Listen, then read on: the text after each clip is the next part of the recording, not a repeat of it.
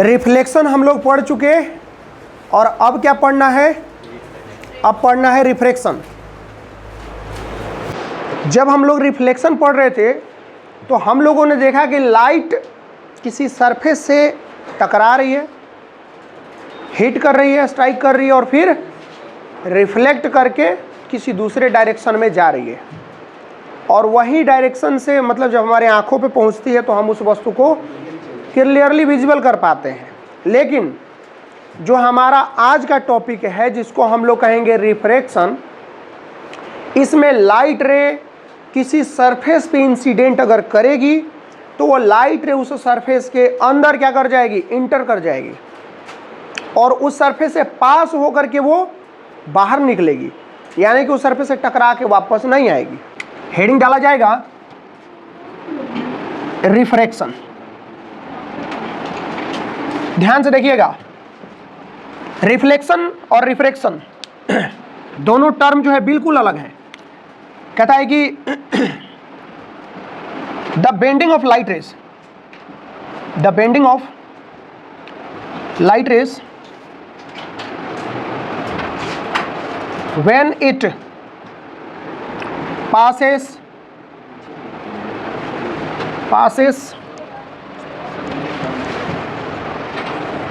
from one medium to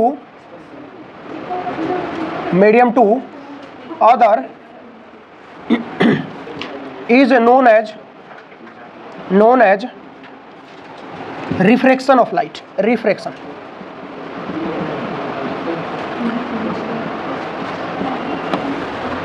देखिए जी, बोला कि जब बेंडिंग होगा लाइट का, कब होगा लाइट का बेंडिंग?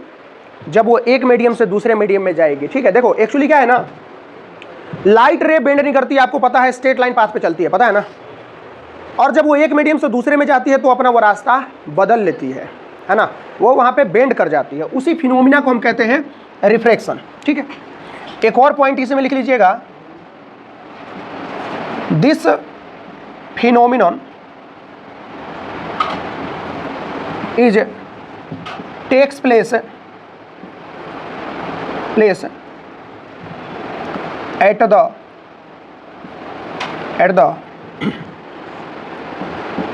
surface of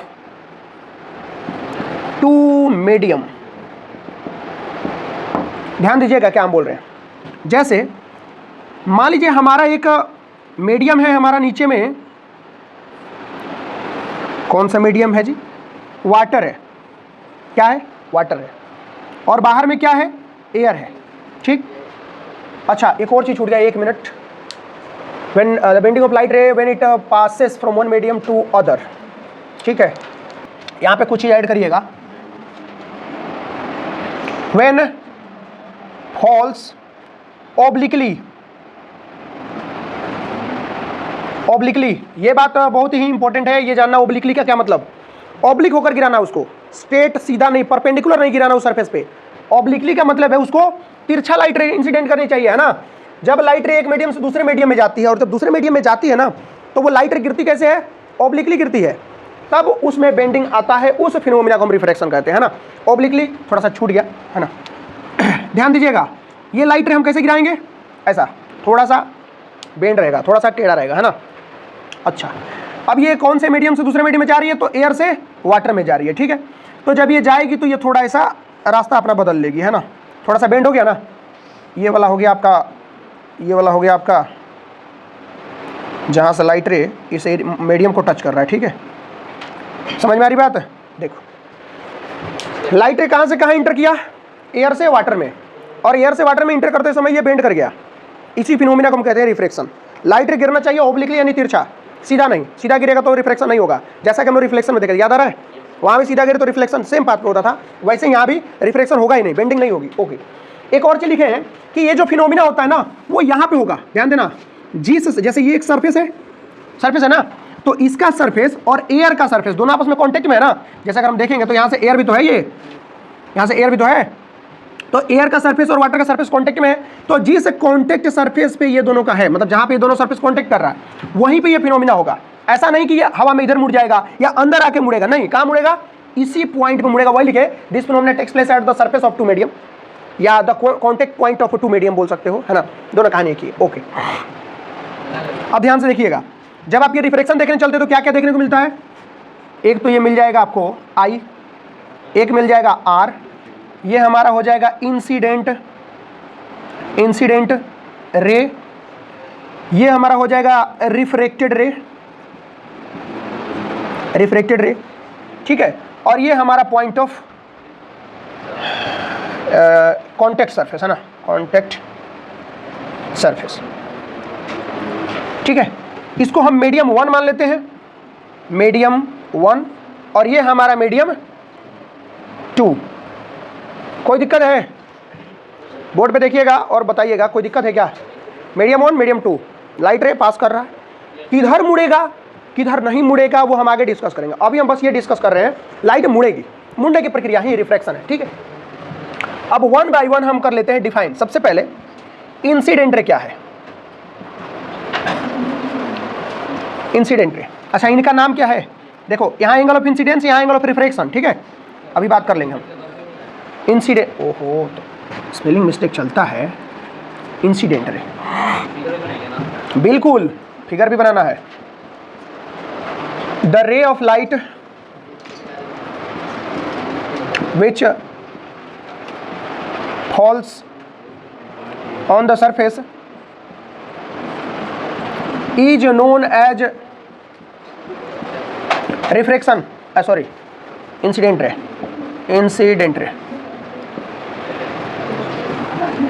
सेकेंड है रिफ्रैक्टेड रे,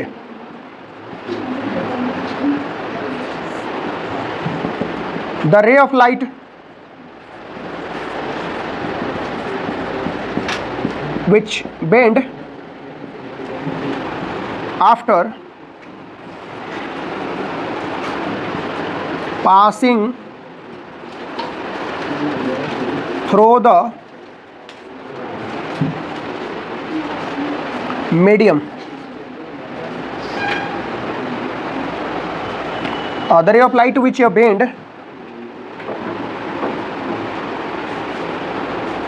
when passes through the medium is known as refracted रे,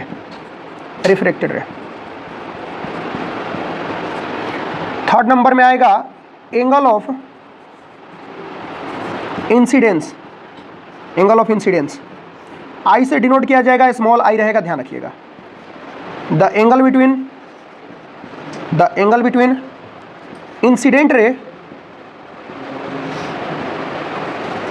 and normal is known as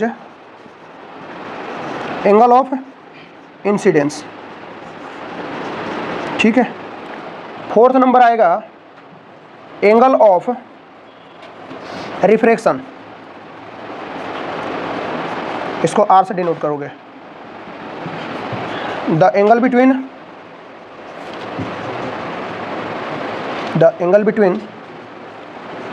refracted रे and normal is known as angle of refraction।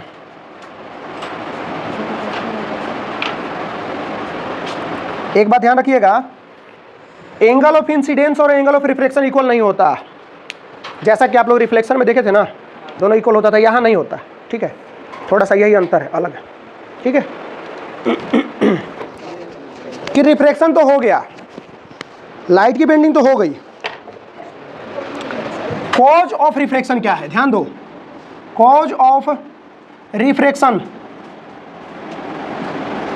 क्या आपको ये पता है कि रिफ्रैक्शन क्यों होता है?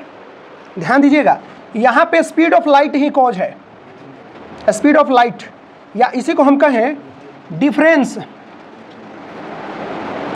इन speed of light in a different medium.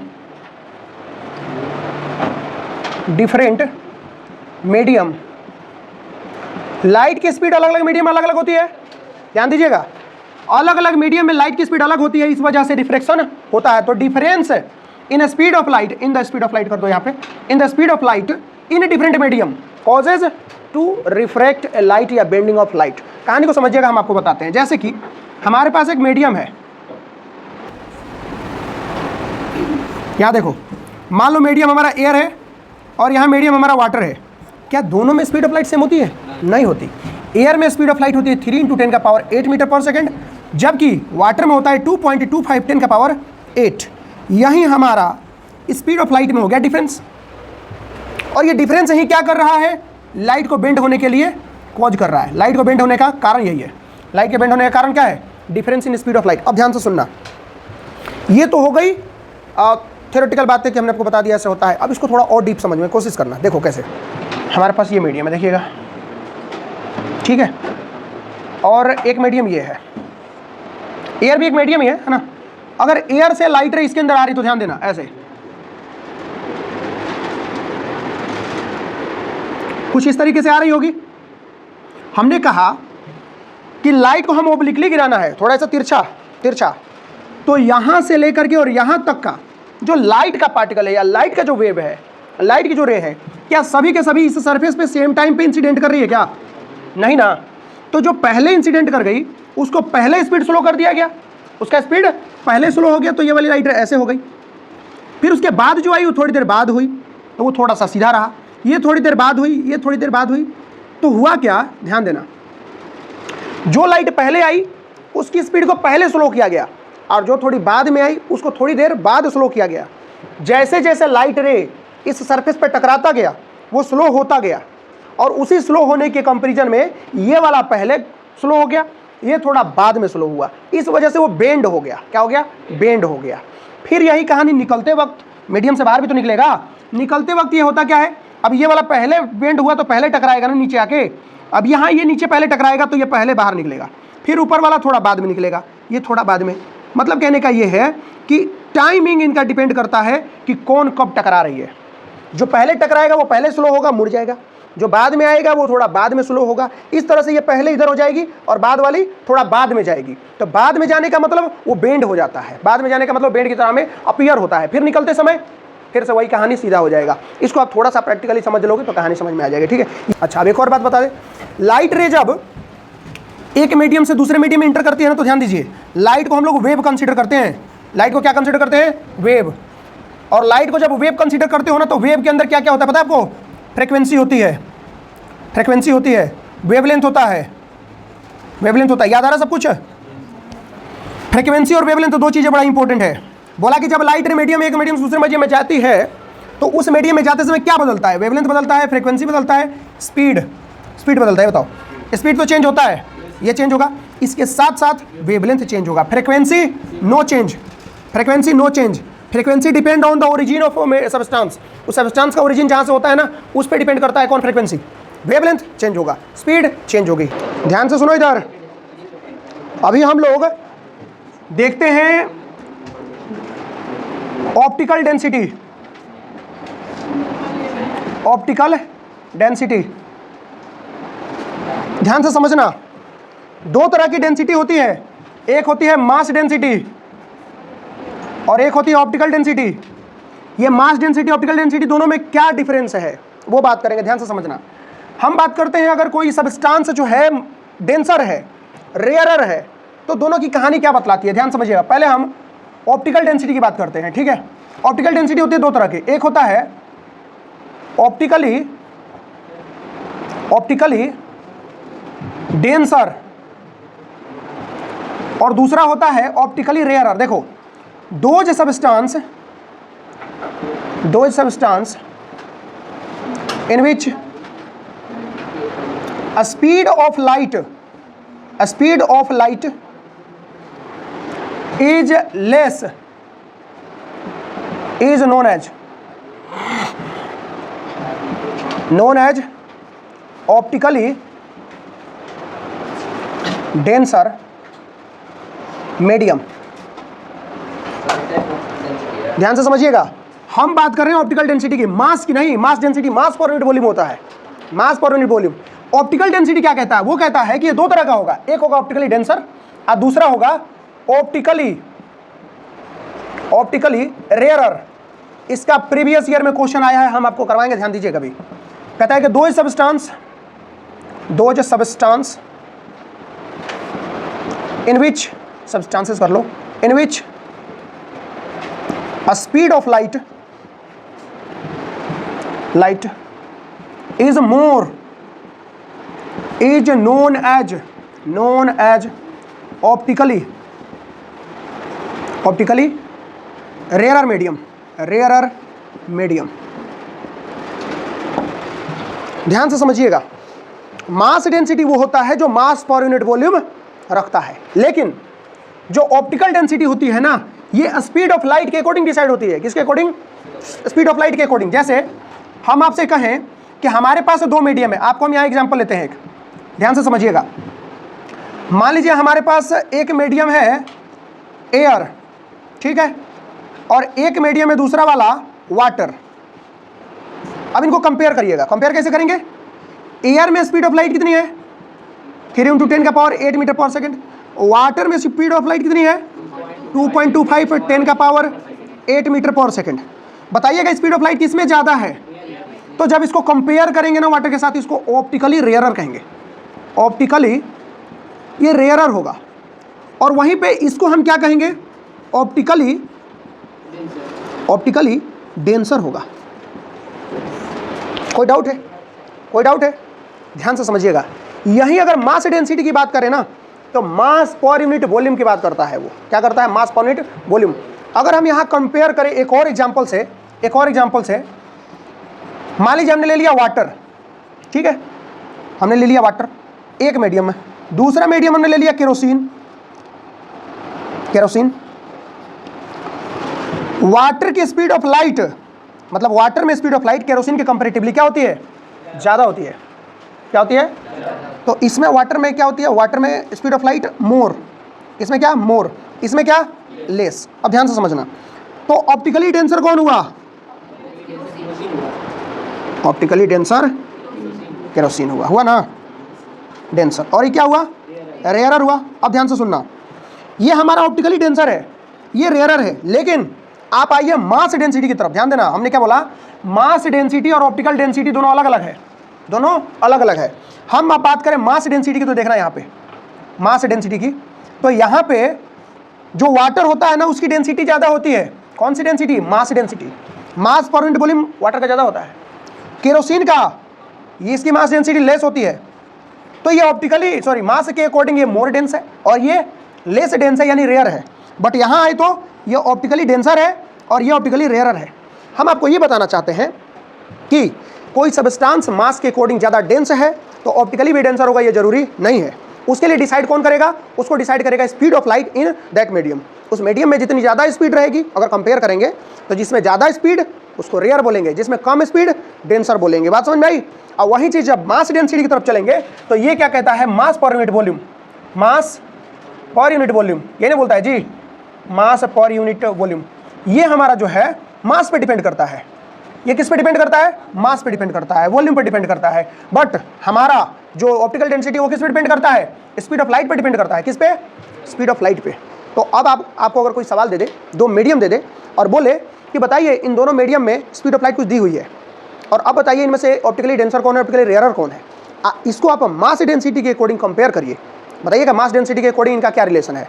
तो ध्यान रखिएगा कि मास डेंसिटी से ऑप्टिकल डेंसिटी का कोई रिलेशन नहीं है। हो सकता है कि कोई मास के अकॉर्डिंग ज़्यादा डेंस हो और ऑप्टिकली रेयरर हो सकता है मास के अकॉर्डिंग कम डेंसर हो, ऑप्टिकली ज़्यादा डेंसर हो। इतनी बात समझ आ रही है? तो यही थोड़ा सा डिफरेंस है दोनों के बीच में, इसको आप प्रिंट डाउन करिए, ठीक है। सबसे कम स्पीड ऑफ लाइट आपको डायमंड में मिलेगी, सबसे कम। और एक बात सुन लो, जितना स्पीड ऑफ लाइट में डिफरेंस होगा उतने ही लाइट की बेंडिंग ज़्यादा होगी, ठीक है। जितनी ज़्यादा इनके बीच में डिफरेंस होगी स्पीड ऑफ लाइट का बेंडिंग उतना ही ज़्यादा होगा। समझ में आया? बस यही कहानी थी। चलिए फिर आज के लिए थैंक यू सो मच, मिलेंगे फिर कल।